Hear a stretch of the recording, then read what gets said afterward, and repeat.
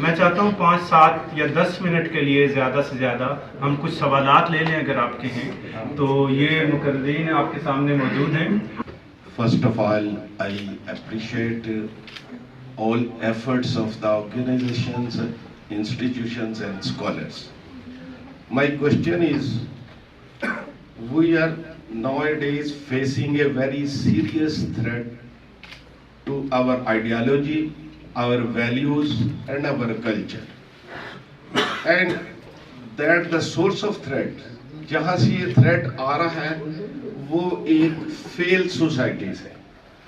Western who, American who, according to the definition of society, they are failed societies. Failed societies اتنا serious ہمیں threat دے رہی ہیں اور ہم اس کا مقابلہ نہیں کر پا رہے, اور اس میں کہاں ہم ویک ہیں اور کہاں ہم فیل ہیں. Thank you very much. میں ایک اصول بیان کیا گیا ہے. اصول یہ ہے کہ جو چیز لوگوں کو نفع دے گی وہ قائم رہے گی, جو چیز لوگوں کو نفع نہیں دے گی وہ مٹ جائے گی. یہ اصول اقدار پہ بھی لگتا ہے, یہ اصول مذہب پہ بھی لگتا ہے. جو مذاہب تاریخ انسانی میں اپنی تعبیرات کے ساتھ انسان کو نفع دینے کے لیے سماج بناتے رہے وہ مذہب بچ گئے ورنہ مٹ گئے.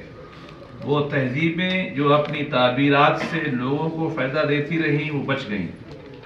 ہم اگر اپنی اخلاقی تعبیرات, مذہبی تعبیرات اور پولیٹیکو مذہبی تعبیرات اس نہج پہ لے جائیں جن میں انسان کا نفع سامنے ہو, جس کی طرف ہم نے اشارہ کیا ابھی باتوں میں, تو ہم بھی ایز اے سماج آگے بڑھ جائیں گے.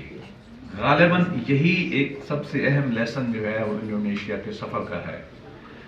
وہ پورے دین کی تعبیر کیسے کرتے ہیں, کن بنیادوں پہ کرتے ہیں, وہ میں نے کوشش کی ایک آرٹیکل کی, اس میں وہ چھپے گا, آپ اس کو دیکھ لیں. تو میں تو یہ سمجھتا ہوں ایٹ اے فلسافیکل لیول کہ ہمیں انسانیت کے نفع کو انشور کرنے والی اپنی تعبیرات کی ضرورت ہے. اگر جو کچھ بچا ہے اس کو ہم نے قائم کرنا ہے, ورنہ 31 تہذیبیں ٹوائنوی نے لکھی ہیں جو انسانی تاریخ کے میوزیم کا حصہ ہے. چاہے ہمارے پاس اپنا ہے, تاریخ سے ویسے لوگ سیکھتے تو کم ہیں, لیکن اگر ہم سیکھ لیں تو شاید ہم بھی تاریخ کے میوزیم سے بچ جائیں گے. لیکن ہمیں امید ہے, ہمیں یہ بتایا گیا ہے کہ دین غالب آئے گا, ہمیں بتایا گیا ہے کہ ہم نے زندہ رہنا ہے. اس لیے ہماری خواہش ہے کہ جہاں جہاں کے مسلمانوں نے اپنے سماج کو بہتر کیا, جیسے ہم نے آپ کو انڈونیشیا کی مثال دی, بہت پیسفلی رہ رہے ہیں. میں نے 28 کروڑ کے ملک میں 10 دن میں پولیس کا ایک سپاہی نہیں دیکھا. وڈ یو بلیو, ہم نے نہیں دیکھا. اگر ہم سیکھ لے بقول علامہ صاحب پسٹ بیعت کر, تو ہم بھی آگے بڑھ جائیں گے. اگر ہم یہی کہتے رہیں گے کہ ہم بالکل ٹھیک ہیں, بدرم سلطان تھا اور میں عالم ہوں, بدرم سلطان تھا اور میں مبلغ ہوں, تو پھر ہمارا حشر بھی وہی ہوگا جو یورپ میں عیسائیت کا ہوا ہے. Thank you. فلاں فیلڈ سٹیٹ ہے, فلاں جو ہے وہ فیلنگ سٹیٹ ہے, یا فلاں کامیاب ریاست ہے. میرا خیال ہے یہ فیصلہ شاید میں یا ایک آدمی نہیں کر پائے گا. یہ فیصلہ بھی لوگوں نے کرنا ویسے تھے مجبور کہ فیلڈ سٹیٹ کون سی ہوتی ہے اور کامیاب ریاست کون سی ہوتی ہے.